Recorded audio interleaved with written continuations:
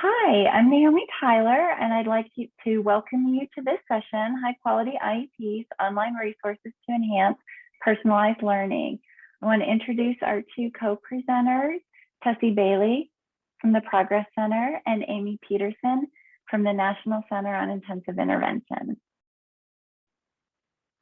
I'm going to start talking a little bit about each of the centers. The IRIS Center is funded by the Office of Special Ed Programs. We are funded to develop and disseminate free online resources about evidence-based practices in education.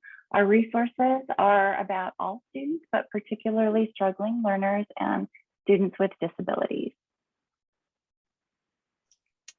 The National Center on Intensive Intervention's website is www.intensiveintervention.org. And on this site, you'll see a wealth of different resources. We'll spotlight some today, but there's resources for state and local leaders, for trainers, for coaches, for educators, and for faculty to support professional learning.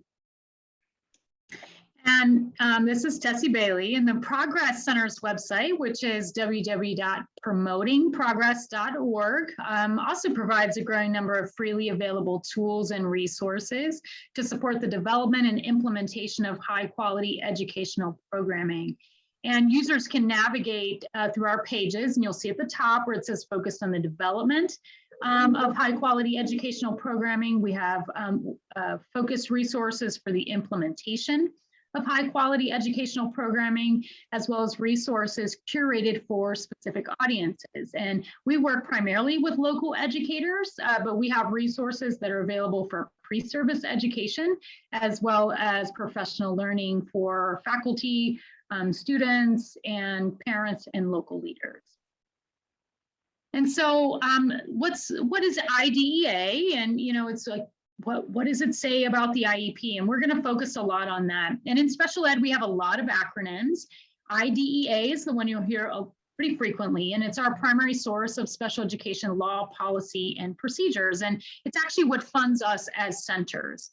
It stands for the Individuals with Disabilities Education Act, and the primary purpose is to ensure eligible students receive free, appropriate public education in their least restrictive environment through the IEP. Now, the IEP is a written statement, as you're probably very familiar with, for each child with a disability that's developed, reviewed, revised in a meeting, and it includes 7 components, which I'll share here in a little bit. And there's not really a federal template for the IEP, but most states do provide an example. And that's what we're going to share today, is some resources to help you provide pre-service and professional development around the development of the program. Now, the Interact decision states that an IEP must be reasonably calculated to enable a child to make progress in light of the child's circumstances. Now, under IDEA, the Individual Education Program, which we will refer to as the IEP, serves as the foundation for promoting progress for students with disabilities. And we know that a well-designed IEP ensures that students have access to special education and related services, supplementary aids and services, and access so that they can access and benefit from your high-quality core programming. We also know that they need other services and supports so that they can progress towards ambitious annual goals. Now, we're going to focus on resources today for the 7 components, and these are resources that you can use in your educator prep programs, part of your grant programs that you're doing within your state, as well as your robust professional learning available for supporting students who are struggling and students with disabilities. Now, we want to share that, we've been thinking a lot about the way that the IEP is structured. And one of the things that's really helped local educators, particularly those who are new to the IEP, is sort of thinking about the IEP as like a bike, right? And each of the components within the bike are just like the components with an IEP, right? So if we think about the steering wheel and the seat and the frame, those are essential pieces that make a bike a bike. And just like the boxes that you'll see on here, there are essential pieces that make an IEP, right? Your present levels of academic and functional performance, your measurable goals, your monitoring plan, the way that your services are designed. Now, we can develop each of those pieces really well, right? But it's not until you see on the next slide that it becomes usable, right? Where what makes the bike really functional is that all of the pieces work together. And when they're aligned, they create a vehicle, right? That allows us to make progress. And we talk about this more from the implementation, right? Or the substantive side of our IEP. And so this is very similar to the IEP, right? We want to make sure that our present levels of academic and functional performance align with the goals that we're developing for the student. There's a monitoring plan in place that allows us to monitor the extent to which the student is meeting the goals. And then we use that goal system, right, to develop the program, right, that we're putting in place. So the bike itself helps us meet the procedural piece, right? Each of the parts of the bike are good. The substantive piece, meaning all the parts fit together to create this vehicle, right, for us to make progress. And if you look on the next slide, you'll know that when we think about this development of the program, or like a bike, for example, we focus on the individualization. Some bicycles and their parts are designed to do the Tour de France, others are for a picnic or for the beach. And there's no wrong bicycle, assuming all of the parts work together for the collective purpose, right? And meet the needs of the particular user. This is very much like an IEP. But just like a bike, you know, some of us, we have it, we put it in our garage, and we don't use it. So while it looks great, and you'll see on the next slide, it looks great, it doesn't really have value, right? It doesn't really benefit us unless it's able to sort of be in an environment that allows us to be accessible. And this is just kind of like the IEP, right? That we can have an IEP that's well designed procedurally and substantively is put together, but if we leave it in our file cabinet, we don't use it to use our day-to-day implementation, it doesn't benefit us. And so when we think about this IEP, right, is a vehicle moving towards progress, there are a lot of things that need to be in place to allow us to effectively implement. Educator support, we want to make sure that we have effective instruction from our high quality trained teachers. We want to have robust family engagement, and then ongoing teaming. So as you look at the resources that we're going to share today, what you're going to notice is they focus on these three areas: the development of the parts, the development of how we put those parts together for that substantive requirement, as well as the implementation for that IEP to be part of a high quality educational program that allows the student to make progress. So we're going to start out with Iris, who's going to share some of the great resources that are available for you to help you both in your pre-service and your in-service. So as you think about the resources that we're going to be sharing across these three centers, as Tessie mentioned, some of the first resources we're going to share are these IRIS modules. And each IRIS module is a self-paced, self-directed, multimedia-based instructional unit that uses a 5-step learning cycle process that's based on adult learning to teach the content. So we have 2 modules specifically about IEPs that are available. The first module provides an overview of IEPs, including all of the components that we're going to be talking about throughout this session. Well, the second module is specific to school administrators and provides ways that they can support IEP development prior to and during the IEP meeting, but also after the meeting in terms of implementing the IEP, monitoring IEP fidelity, and monitoring student progress. So we've got, you know, some of the things listed on this slide that these modules cover. Now, examples of how to use these in the field. Many people use these modules in their pre-service training at college and university, through college and university coursework. IRIS modules have also been used by states and districts and schools to provide professional development and personalized learning for educators. So for example, IRIS modules have been used with over 2,000 people in Oklahoma's boot camp to address shortages of certified special education teachers. The IEP module specifically has been used in Kentucky's Greater Louisville Education Cooperative to provide training on high quality IEPs to over 1,500 educators there. They used it in a hybrid training situation where the educators worked the modules online independently. These particular modules also have a PD certificate of completion available. So they were required to earn a PD certificate with at least an 80% passing score on the post-test. And that certificate was then their ticket into a follow-up training that was a 3-hour district level training where they got to apply their new knowledge. They worked in teams to address like new situations, novel scenarios. They got to seek further clarification of the IEP development, and the district personnel got to remedy any misconceptions that their educators had throughout this process. Now, the great thing about the modules that Naomi just shared is that it really provides this collective understanding around the IEP, which is really essential for us to develop those individualized programs. And the biggest thing is if you look at IDEA, there are 7 requirements that must be included in every IEP. And those are addressed in the modules. But what we're also finding is that folks need a little bit deeper dive into those from the Progress Center. And so we're going to share some of the resources that help you after folks have a sort of general understanding of what the IEP is now how can they really refine their skills and knowledge around the procedural development, as well as understanding how they fit together to meet that substantive requirement, which was refined under INDRU.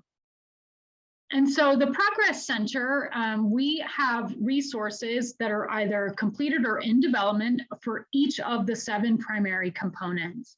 What you'll see for the present levels of academic and functional performance, there is a tip sheet that's available. You'll see that in the center. And what's nice is these resources align directly with the resources that Naomi just shared from the IRIS Center.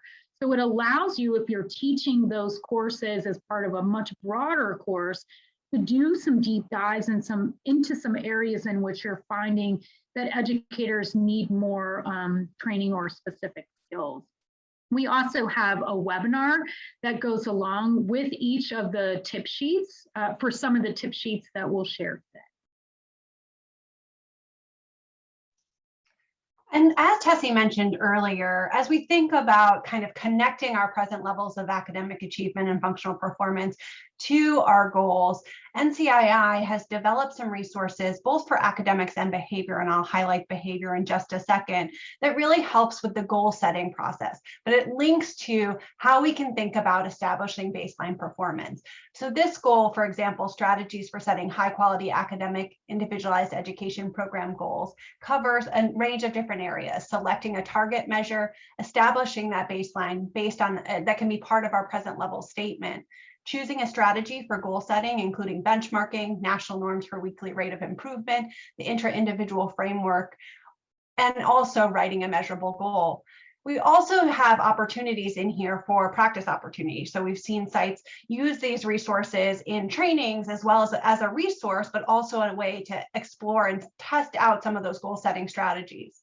In companion with the guide, there's also a webinar that goes along with it and breaks down the content in that guide and includes information from folks at the Wyoming Department of Education, as well as an educator at an elementary school in Wyoming, talking about how she set goals and monitored progress over time. And as a companion to the academic goal setting guide on the next slide, you'll see that there's also a behavior goal setting guide. And this also goes deeper into setting goals for behavior, collecting progress monitoring data for behavior, and really understanding the data that we collect. So this strategy is for setting data-driven behavioral individualized education program goals, and its companion webinar really unpacks these different areas, provides some common challenges, provides additional resources and tools to explore further.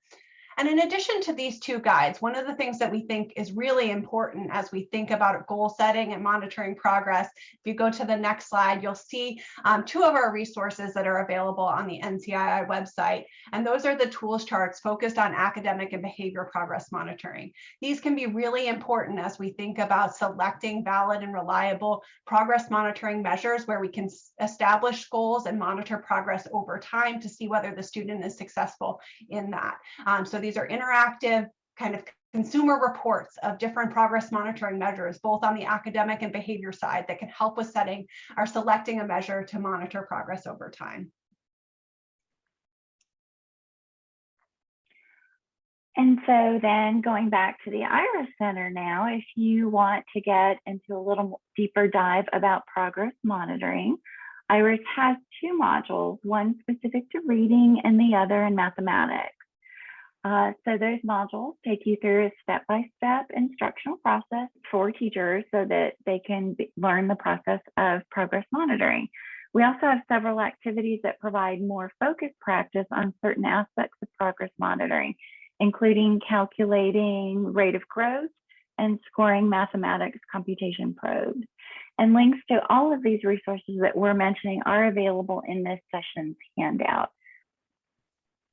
So just as I mentioned earlier, this is Tessie with the Progress Center, we are doing some deep dives into each of these particular 7 components. So to complement what you just heard from NCII and the IRIS Center, we also have some complementary tools. We have our tip sheets around setting and measuring the goals. And as I mentioned, we're looking at development as well as the implementation.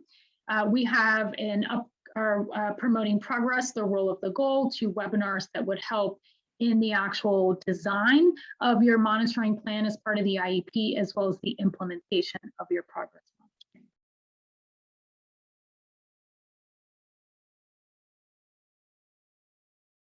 In addition, so the next piece, which is the 4th requirement within an IEP, is really the statement, right, of the services and aids that you're providing.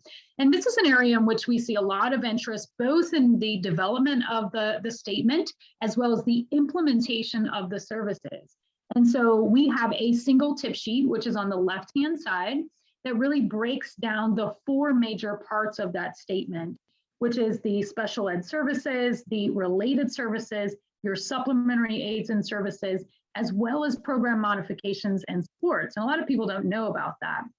So what we ended up doing is also doing a deeper dive on the right side, which you'll see those tip sheets that allows, whether you're working in pre-service or post or in-service, to really dive into each of those particular areas so that we're making sure that we're meeting the entire service needs of that student, not just focusing on a single component. So picking up on what Tessie was talking about, there are a lot of IRIS resources to help educators learn more about the different services and supports. They're not all listed here, but they are listed on the handout. So 2 in particular that we have are related services, common supports for students with disabilities, as well as assistive technology and overview. We also have more modules specifically about related services personnel, specifically for school counselors and school nurses to help them understand their role in the IEP process and in providing an appropriate education for students with disabilities. We also have modules, a series of modules on transition services for students with disabilities. There is an additional module specific to instructional and testing accommodations, which I'll mention again in a minute. I also do want to mention we have this wonderful information brief, among other things, on the least restrictive environment. It's one of our hidden gems, something that we need to make people more aware of, but it really goes into a lot of detail on an introduction to least restrictive environment, explaining the continuum of alternative placements for services, with examples of what those look across how those look across the continuum. There's a series of questions, kind of a process flow chart to help people make those placement decisions. And then we actually have examples of two students who are the same age, who have the same disabilities, but because of their unique individual needs, the services and supports that they receive are quite different. So it kind of helps make that information more understandable and applicable for educators. And in addition to these resources that Naomi and Tessie have shared, NCII has developed a suite of resources around the taxonomy of intervention intensity. And you can see the 7 dimensions or 6 dimension key dimensions initially that we think about that can be really helpful as teams think about planning their specially designed instruction for their students with disabilities as part of the IEP process, and also in intensifying and refining that specially designed instruction over time. So you can see the dimensions up there to think about the strength, the dosage, the alignment, the attention to transfer, comprehensiveness or the explicit instructional principles, and behavioral support. The 7th dimension that's not listed up here on the slide, but you can see in the handout, is around individualization, and that turning up the volume or intensifying the intervention for the student or the instruction the student is receiving. So this suite of resources include training modules and training materials, a new online learning module that can be embedded in a pre-service or in-service instruction, to build capacity and knowledge and skills of educators. There are trainings that can be used for in-person training, as well as a number of tools and resources to help teams to really think about this as they're designing and refining instruction and intervention for students over time. And in addition to planning the specially designed instruction, we also know the real important value of implementing that. So on the next slide, you can see a tool that NCII has available for a student intervention implementation log. And this really helps educators to think about whether or not they've done what they said they were, and whether or not they can improve their implementation over time. So as we're looking at our progress monitoring data and understanding what the student is responding, we also simultaneously want to look at that implementation information to understand whether they were receiving the supports and the specially designed instruction that we actually planned for them. And so we've seen insights, for example, and educators in Wyoming have shared that really focusing in and looking at this implementation data has really helped them both to focus in on areas in their implementation of the instruction and intervention, as well as to protect the time that they need for supporting those students, and ensuring that that time isn't getting pulled for transitions or for field days or other activities that might be impacting the delivery of the specially designed instruction as well. Because as Tessie mentioned, we need to think about both the development as well as the implementation of that educational programming for the student.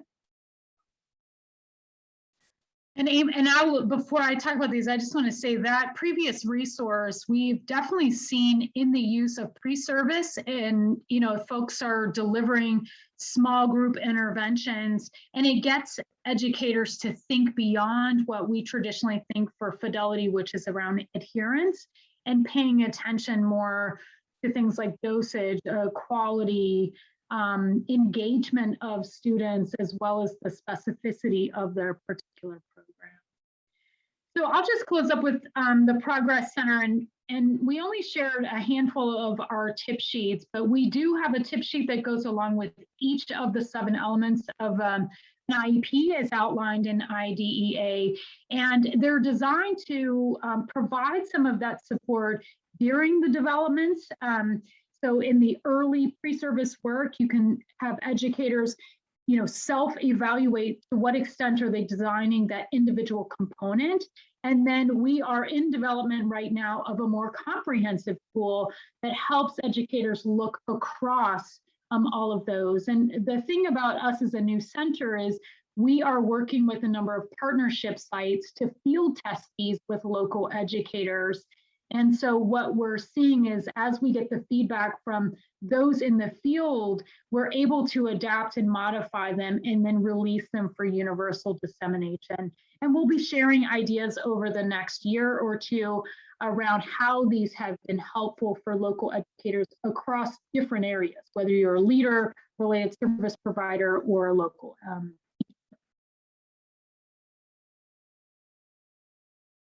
Okay, and then just finishing up again, just returning back to some IRIS resources about services and supports, and some of those supports are accommodations. And we do have the module I mentioned earlier on instructional and testing supports for students with disabilities. And thinking again about all three of these centers and how nicely the resources all align across the centers, and in any IRIS module, especially specifically to anything related to IEPs and services and supports, you're going to see links to the resources of Progress Center and NCII. So you will see that kind of crosswalk with the resources across topics and content areas. So as we finish up here, we just want to remind you to stay connected to all of our centers. So here is some of the information on staying connected to IRIS with our social media accounts, our YouTube account, and we have an IRIS newsletter that comes out several times a year that you can sign up for. And similar to the IRIS Center, NCII has a YouTube account, Facebook and Twitter, where you can connect with us at the NCII, as well as a newsletter that comes out bi-monthly, as well as more frequent emails as new resources and tools are shared over time. So we hope that you'll connect with us and continue to reference resources and tools that were shared today, as well as the wealth of other resources on the website as well. And finally, with the Progress Center, please follow us on Facebook and Twitter at K-12 Progress. We are a new center and are up and running with resources coming out on a regular basis that are designed for both pre-service and in-service educators. So you can send us a message. You can see our email or our mailing list sign up at the very bottom of there. But I also just recommend taking an opportunity to peruse what we have for both the development and the implementation. And if you have ideas that would be helpful for your pre-service or in-service professional learning, please let any of the centers know. We meet on a regular basis to identify what we have available for a certain area. And if we find that there is a need and we don't have it, then we will work to collaborate to figure out what's the best way to get those resources out. So on behalf of all three centers, we want to thank you for viewing this session today. We encourage you to take a look at the handout. All the resources are listed there, and explore the different websites to get the information that'll help you in your work. Thank you. Thank you. Thanks.